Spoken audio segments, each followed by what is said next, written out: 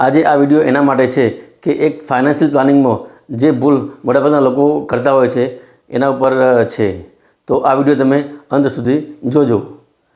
Financial પ્લાનિંગમાં મોટાભાગના લોકો અલગ અલગ જગ્યાએ રોકાણ કરતા હોય છે, જેમ કે mutual fund, FD, post, gold વગેરે। એમાં મોટાભાગના લોકોને જ્યારે પૈસાની જરૂર પડે છે ત્યારે તે સૌપ્રથમ મ્યુચ્યુઅલ ફંડમાંથી પૈસા વિડ્રોલ કરતા હોય છે। પરંતુ શું આ સાચું છે? એના પર હું આજે વાત કરીશ। હું તમને એક વાત સમજાવું। જો તમારી પાસે બે બાઇક છે, એક બાઇકની એવરેજ સારી છે અને બીજા બાઇકની એવરેજ ઓછી છે, તમારે જો બેમાંથી એક બાઇક વેચી દેવી છે તો તમે કઈ બાઇક વેચશો? જે ઓછી એવરેજ આપે છે એ બાઇક તમે વેચી દેશો, રાઈટ?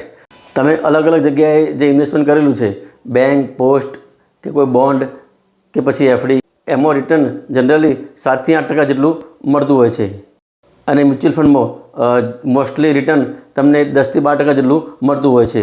15 વર્ષના મારા ફાઇનાન્શિયલ એડવાઇઝર તરીકેના અનુભવમાં મેં એક વસ્તુ જોઈ છે કે જ્યારે પણ લોકોને પૈસાની જરૂર પડે છે ત્યારે સૌપ્રથમ એ મ્યુચ્યુઅલ ફંડમાંથી પૈસા વિડ્રોલ કરતા હોય છે, જે ખરેખર યોગ્ય નથી, કારણ કે મ્યુચ્યુઅલ ફંડમાં રિટર્ન હંમેશા લાંબા ટાઈમે સારું મળતું હોય છે। શું તમે પણ એ જ કરો છો? જો એ કરતા હોય તો હવે ધ્યાન રાખજો।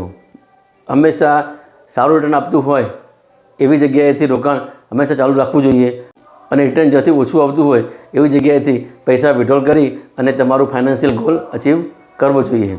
જો તમને મારો આ વિડીયો ગમ્યો હોય અને માહિતી ઉપયોગી લાગી હોય તો મારા પેજને ફોલો કરવાનું ભૂલશો નહીં અને મારી YouTube channel Maitri insurance and ઇન્વેસ્ટમેન્ટને સબસ્ક્રાઈબ કરવાનું ભૂલશો નહીં।